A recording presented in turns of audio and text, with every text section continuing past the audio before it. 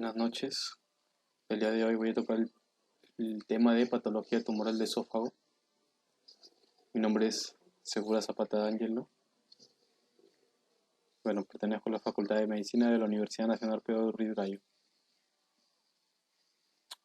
Empezamos hablando con los tumores benignos, dentro de los cuales el más frecuente es el leiomioma, un tumor que deriva de músculo liso. Es el más frecuente, submucoso. El leiomioma y la localización más habitual va a ser el tercio distal o inferior, debido a que en el esófago la mayor cantidad de músculo liso se encuentra en esta zona. Tercio superior prevalece el músculo esquelético, tercio medio músculo esquelético y músculo liso, tercio inferior casi exclusivamente es músculo liso.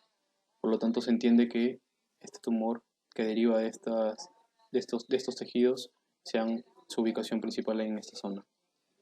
La mayor parte de los leiomiomas cursan asintomáticos y son pequeños, pero ya va a requerir un tratamiento. Aquellos que causen síntomas que midan más de 5 centímetros, y los síntomas que puede presentar estos pacientes son, por ejemplo, disfagia, dolor retroesternal o lesiones inespecíficas. Los leiomiomas no solamente son el tumor más frecuente del esófago, sino son los tumores benignos más frecuentes de todo el tubo digestivo. Pero a diferencia de los tumores gástricos, por ejemplo, de los leiomiomas gástricos, estos no son tan sangrantes. El diagnóstico lo vamos a realizar con radiografía varitada, en el cual el mioma va a tener una estructura semilunar, con bordes bien delimitados, ¿no? Con una concavidad que va a hacer que se distienda el esófago, debido a que el esófago, como lo mencioné en el video anterior, no presenta la túnica serosa, ¿no? Entonces es más fácil que el esófago se distienda por compresión de la capa muscular que tiene. Y encontramos este patrón radiológico. También podríamos hacer una endoscopía, pero en la endoscopía no deberíamos tomar toma de biopsia porque eso dificultaría una posterior cirugía, ¿no? Recordemos que el tratamiento es mediante enucleación por medio de una toracotomía. Enucleación extramucosa porque la mucosa del esófago, la luz del esófago, no se ve afectada. Mediante un trocar ingresan, hacen una disección, retiran el tumor y luego corrigen el lugar donde se hizo la reparación. Como lo mencioné, suele ser asintomático. Solamente el tratamiento va a ser indicado en pacientes que tengan leiomiomas grandes o que causen los síntomas que mencioné en la diapositiva anterior, disfagia muy intensa, por ejemplo. En el caso de que estos pacientes se les realice una endoscopía o un estudio de vigilancia rutinario y se encuentre que el paciente tiene un leiomioma, se le puede hacer una vigilancia periódica, debido a que, aunque tengan crecimiento lento, sí tienen potencial maligno y pueden evolucionar a un leiomiosarcoma. Eso es todo acerca del leiomioma. No me falta nada, sí. Ahora vamos a hablar de los tumores malignos. Esos son los que más nos preguntan, por ejemplo, en los exámenes de residencia, de NAN, ¿no? Históricamente el más frecuente es el carcinoma epidermoide de esófago, pero actualmente la tendencia del adenocarcinoma secundario a un esófago de Barrett ha aumentado, tanto que actualmente son muy similares la distribución de esta neoplasia. El cáncer epidermoide de esófago se ubica mayormente en el tercio medio, mientras que el adenocarcinoma en el tercio inferior. 10% de epidermoides, 10% de la distribución de cánceres son epidermoides, se ubican en el tercio superior, 35% epidermoides tercio medio, y en el tercio inferior el otro 55%, de los cuales 90% son adenocarcinoma y 10% epidermoides. Si nosotros hacemos una equivalencia, prácticamente tienen la misma incidencia ambas neoplasias, ¿no? Ambos estirpes. Primero, hablar del adenocarcinoma es recordar la secuencia por la que pasa un reflujo gastroesofágico crónico por un estadio de esofagitis. Posteriormente, la mucosa va a producir una especie de adaptación celular el epitelio que inicialmente es escamoso del esófago va a cambiar a un epitelio muy similar al del estómago, que es un epitelio columnar, un epitelio cilíndrico, porque se adapta al reflujo crónico. El estómago per se, su epitelio es cilíndrico porque está en contacto con el ácido clorhídrico que producen sus células parietales, pero el esófago no está preparado para recibir ácido. Por lo tanto, va a realizar ese cambio de estructura a nivel de su epitelio y va a migrar a un esófago de Barrett. El esófago de Barrett, que es una metaplasia intestinal, posteriormente evoluciona a una displasia que va a pasar por estadio leve, moderado, severo y finalmente evoluciona a un adenocarcinoma. En algunos países el adenocarcinoma es más frecuente que el carcinoma epidermoide, sobre todo en los países desarrollados, porque el epidermoide es más frecuente en países con niveles socioeconómicos bajos. El adenocarcinoma es más frecuente en varones de raza blanca. Si es que nosotros tenemos un paciente con adenocarcinoma de esófago, es muy necesario que vigilemos el antro, el cuerpo, el fondo del estómago, el cardias, por ejemplo, porque eso nos habla del potencial del ácido, por ejemplo, y de cómo ha migrado, ¿no? También un cáncer gástrico puede extenderse hacia el esófago. Bueno, si nosotros tenemos un paciente con esófago de Barrett, tenemos que hacerle un seguimiento periódico, ya que de 200 pacientes con esófago de Barrett, uno evoluciona a adenocarcinoma. El cáncer epidermoide y adenocarcinoma macroscópicamente no se pueden diferenciar, ya sea por radiología, endoscopía, esofagoscopía, etc. Microscópicamente sí, porque son diferentes estirpes. Por lo tanto, siempre requiere una biopsia dirigida por una endoscopía, que es el gol estándar. Ahora, el carcinoma epidermoide, más frecuente, como lo mencioné, es en hombres, bueno, de raza negra, a diferencia del adenocarcinoma, que es en hombres de raza blanca. Este va a ocurrir en poblaciones socioeconómicas bajas, el adenocarcinoma en situaciones socioeconómicas altas, países desarrollados. Bueno, el epidermoide en zonas de alto riesgo tiene la misma incidencia tanto hombres como mujeres. En el caso del adenocarcinoma, como lo mencioné, el factor de riesgo es la metaplasia o esófago de Barrett. En este caso, la etiología va a ser mayormente alcohol y tabaco, lo cual va a producir irritación del esófago y alteración en sus células. Entonces, el alcohol y el tabaco por separado también aumentan el riesgo. El tabaco incluso lo duplica en pacientes que no son fumadores. Sin embargo, juntos aumenta hasta 5 veces la incidencia de cáncer de esófago en comparación con un paciente que no toma ni alcohol ni fumador. Juntos suponen un 80-90% de los casos. Ahora, también hay otras causas, como por ejemplo pacientes que comen alimentos ahumados, la presencia de los nitritos que aparecen en la descomposición de estos, opio, toxinas de hongos, el virus del papiloma humano, eh, aunque no es muy frecuente, más frecuente es que produzca cáncer de cervix, cáncer anal, cáncer de boca. Eh, También es una causa, aunque infrecuente, de carcinoma epidermoide. Esta es la causa más frecuente de cáncer de epidermoide, ¿no? Tanto el alcohol como el cigarrillo, como el tabaco, en líneas generales. Acá tenemos una imagen del Mir Asturias que menciona también algunas toxinas de hongos y como agentes físicos que pueden favorecer la presencia de cáncer epidermoide encontramos al té caliente, la esofagitis cáustica, la radiación, la calasia crónica, que ha sido preguntado dos veces en el examen de MIR de España.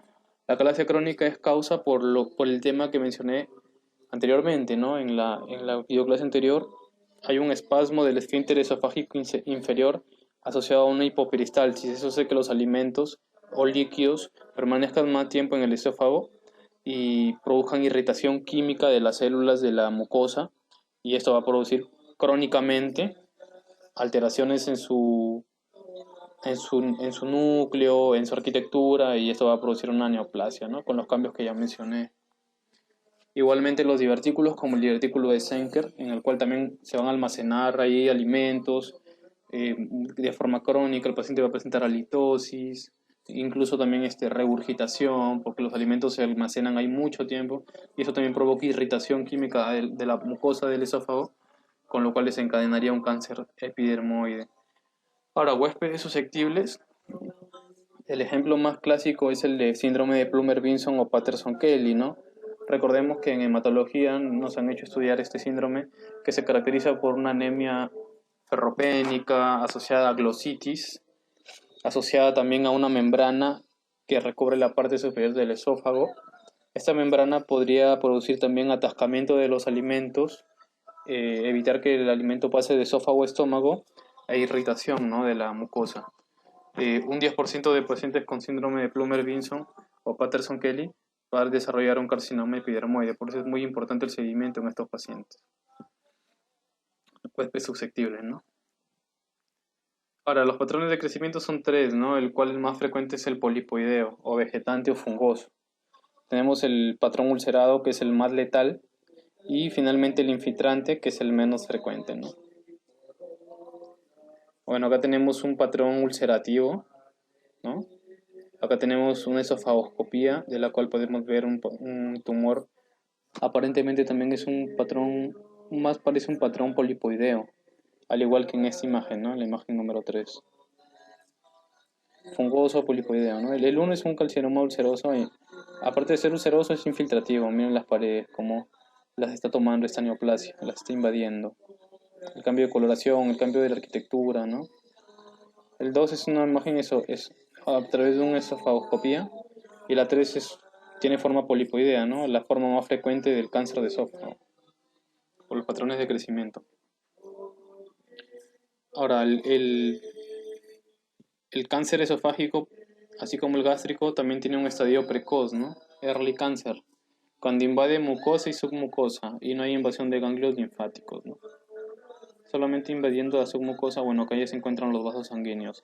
La muscular está intacta y, como recordaremos, no presenta una túnica cerosa, por lo tanto la diseminación más frecuente del cáncer de esófago va a ser por continuidad, sobre todo hacia el árbol tracobronquial, ¿no? Y ese es un factor pronóstico muy importante, porque nos va a indicar si el tumor es resecable o ya no lo es.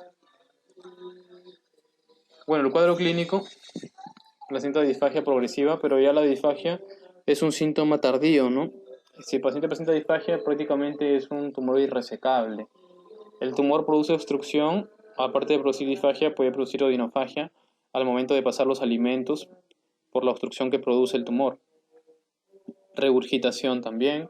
La disfagia, recordemos, en la neoplasia es más frecuente en sólidos, en líquidos no, eso lo diferencia de la calasia, ¿no? La calasia era una disfagia sólidos y líquidos. En el caso del cáncer epidermoide o de adenocarcinoma es una displasia sólidos, disfagia sólidos. El dolor torácico es un signo de mal pronóstico, porque puede hablarnos de que el paciente se ha extendido el tumor hacia el árbol traqueobronquial, ¿no? Eso produce dolor pleural, dolor tipo pleurítico, cuadros de neumonitis, incluso también fístulas, ¿no? Se desarrollan fístulas traqueosofágicas. Pacientes con síntomas respiratorios, tenemos que realizarle una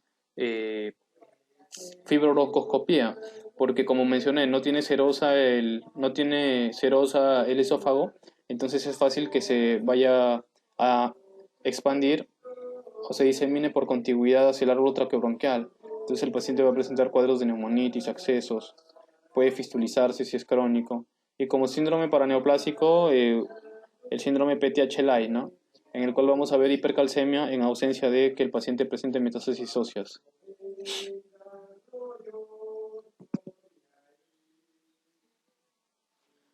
Bueno, el gol estándar siempre va a ser una toma de biopsia a través de una endoscopía.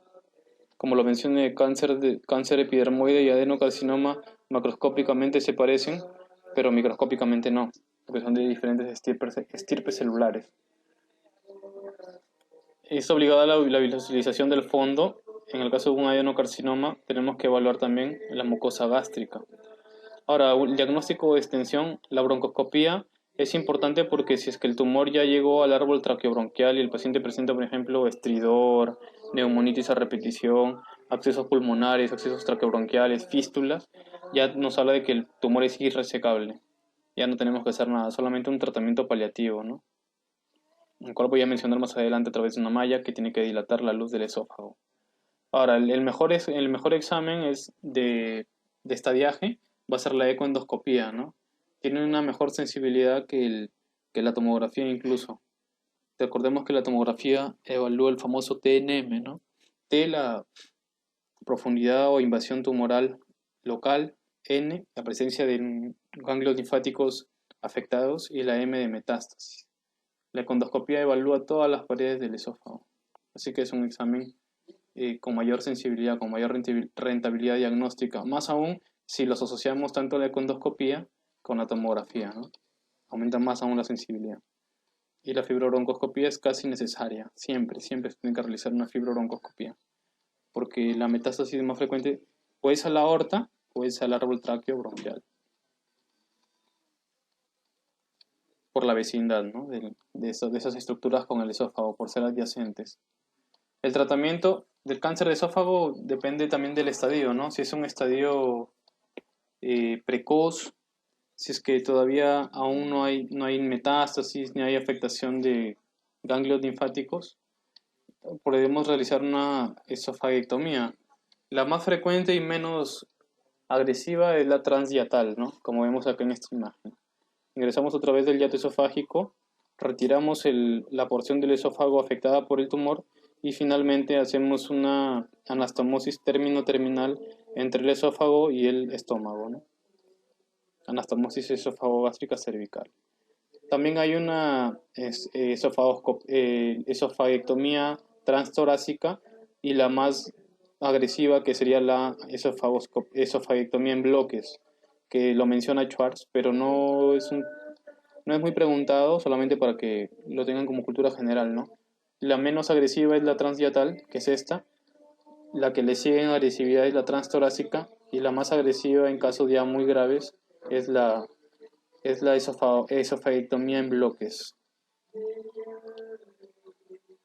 En este caso el tratamiento es puramente quirúrgico, acá ya no hay una quimio o radioterapia neoadyuvante, ¿no? A diferencia de un tumor localmente avanzado en el cual ya se toman ganglios linfáticos, en el cual no hay metástasis, también es una intención curativa, pero en este caso tenemos que utilizar primero quimio y radio con cisplatino y 5-fluoracilo. Una vez que hayamos reducido el tamaño del tumor, ya procedemos al mismo procedimiento quirúrgico, ¿no? Que puede ser una esofaguectomía transdiatal, transtorácica o en bloques.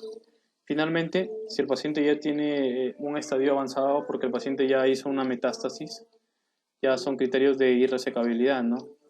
Y también, por ejemplo, que haya afectado eh, el árbol traqueobronquial también es un criterio de irresecabilidad, que el paciente presente disfagia ya es un estadio avanzado, también es un criterio de irresecabilidad. Por lo tanto, aquí ya no hay tratamiento curativo, lo único que tenemos que hacer es mejorar los síntomas. ¿Y cuál es el síntoma más frecuente? La disfagia, ¿no? Por lo tanto, ingresamos con un tubo, colocamos un resorte, una malla que abra la luz, las paredes las separe para que el alimento pase normalmente, ¿no? Y el paciente tenga una mejoría de los síntomas, más no de la supervivencia. Recordemos que el cáncer de esófago es un tumor muy agresivo y tiene un mal pronóstico. Bueno, espero que les haya servido esta exposición. Básicamente la he sacado del Mil Asturias, como podrán ver en las imágenes, y algunos conceptos básicos también del Schwartz de cirugía. Posteriormente voy a estar subiendo videos acerca de manejo de las cirugías de estómago, por ejemplo, Billroth 1, Billroth 2, la I de Rose, porque ya tocar temas específicos ya sería meterme en el tema de gastro, que no es el tema del curso.